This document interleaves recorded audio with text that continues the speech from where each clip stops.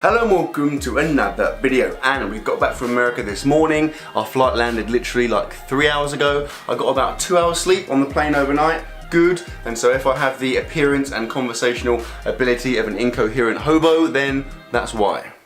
Anyway, let's stay on track, yeah? The video. Before I went away to America, I got a blood test done to establish my levels of testosterone. And to be honest, I was pretty freaking surprised with the results. So in today's video, I'm gonna reveal the results to those tests. So basically how much testosterone I have in my body. I'm also gonna explain the effect that testosterone has on your body, and more specifically on your body's ability to build muscle and to burn body fat. So if you are excited to find out how much testosterone I have, aka how potent my wiener is, then drop this video a like, subscribe to the channel if you haven't already, and let's go.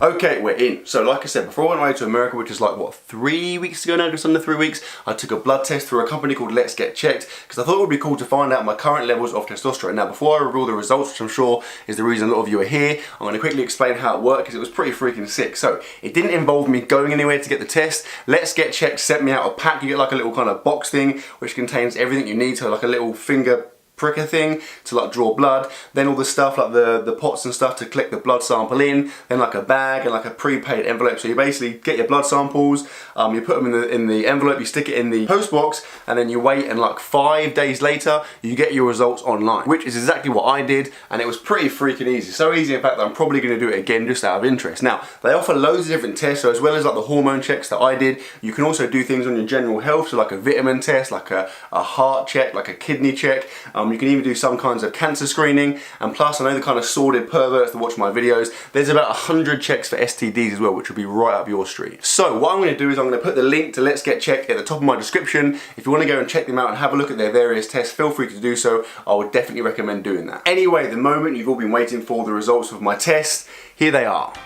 Now, in case you're a moron and you're sitting there thinking, what the hell is that? Allow me to break it down for you. So, the level of testosterone in my body has been measured in nanomoles per litre. You can see there the normal range is about 7.6 to 31.4, and I'm coming in at 11.5. Now, that puts me in the normal range. So the first thing there is that, you know, technically I'm normal, right? But you can see I'm right down towards the lower end of normal. And to be honest, I expected myself to be, you know, at the very least at the higher end of normal, maybe even like above average. So I was pretty surprised by that. Now, the experienced testosterone checkers amongst you may be confused, bemused even by the units of measurement used there, because a lot of the time the stuff you read online and the research you look at will measure testosterone in nanograms per milliliter. So I can convert that into that for you now. The average range here is about 220 to 900, and mine comes in at about 331. So again, it's pretty clear I'm right down at the lower end of that normal spectrum. Now, on the surface that seems pretty weird, right? Like I said, I expected it to be a lot higher than that. I mean, you might be sitting there thinking, no, you're a pathetic weasel. I thought it would be lower than that, but like, yeah, I thought it would be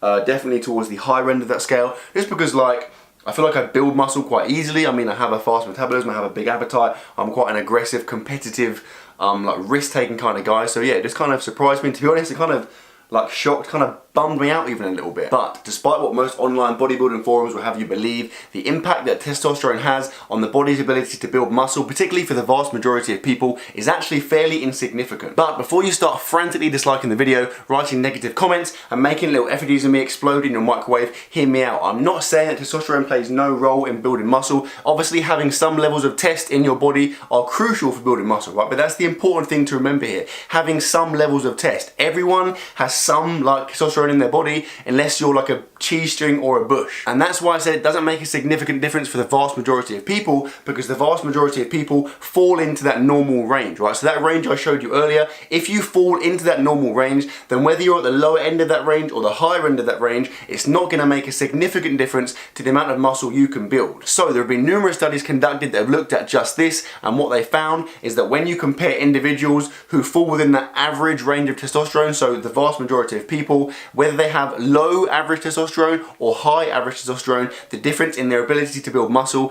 was pretty insignificant, and in some cases made no difference whatsoever. Now, you might be sitting there pretty confused like I was, to be honest, because like, you know, everyone's led to believe that testosterone is really, really important in building muscle, and in some cases, to some extent, it is. Okay, now where it's really important is if you fall outside of that normal range. So if you were to compare someone who had like low tests, so right below the average range, with someone who had high tests, someone so way above the average range, let's say someone that has like a test score of 100 versus someone that has a test score of 900, the guy with 900 is obviously going to be able to build muscle a lot faster, a lot more efficiently, and have a higher total amount of muscle than the guy with a test score of 100. So what that means is that if you're an individual with low average test, so let's say a score of about 350, so somewhere around my score, and you were to increase it to say, like, the high end of average, so let's say 600 to 700, it's not going to make a significant difference to the amount of muscle you can build. What is going to make a difference is if you increase it dramatically. So basically you take steroids, right? If you take steroids, I read a study on a guy who was on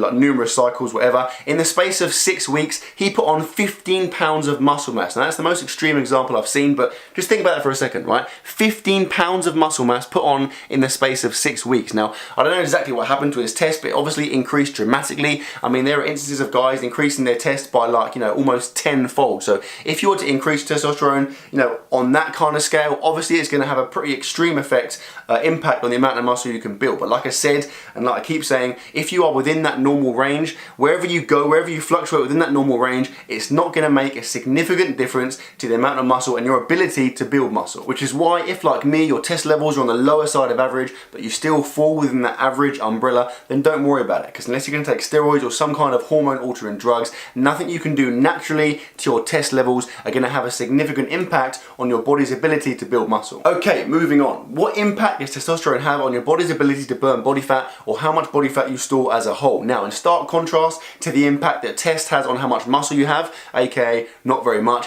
it actually has a pretty significant impact on how much body fat you have. So, numerous studies have looked into this, and what they found universally is that even when you look at people within that normal range of testosterone, it still dramatically affects the amount of body fat you have. So one study in particular looked at participants who were bang on average as far as their test levels go, so around 600, and they compared them to participants who were kind of at the lower end of normal as far as test levels go, so around 300, and what they found was that the difference in body fat was about 36%. So basically, people that had low normal levels of testosterone had significantly more body fat than people that had normal levels of testosterone. So essentially, on average, the less testosterone you have, the more body fat you're going to have. And this may account for some of the myths surrounding testosterone and its links to building muscle mass, because if you're at the higher end of that normal range as far as test levels go, although you may not have any more muscle mass than someone at the lower end, you'd have less body fat, and therefore that would give you the illusion of having more muscle mass. But what about the impact of your levels of testosterone on other areas of general health? So studies have shown some links between high levels of testosterone and things like bone density, increased libido, increased cognitive function, particularly like for older people, increased mental well-being, so basically like a reduced incidence of depression, and even things like increased cardiovascular health. But what you need to remember here is that the research is by no means conclusive, and in some cases some of the research actually contradicts some of the points I've just made there. So you get two pieces of research that directly contradict each other. There's also lots of grey areas, and in many cases it's really hard to pinpoint exactly what variable was responsible for that improvement in general health or whatever that study was looking at. So for example, if a piece of research comes out and says we found a correlation between high levels of testosterone and high levels of general health, i.e.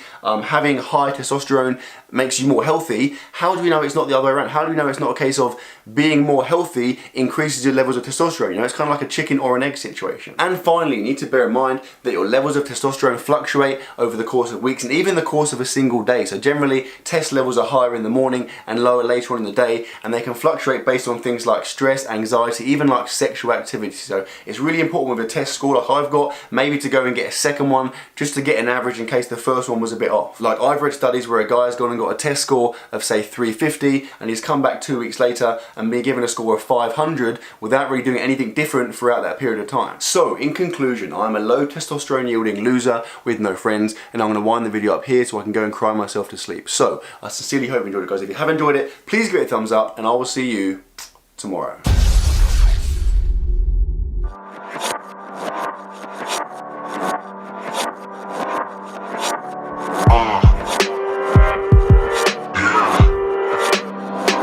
You know what?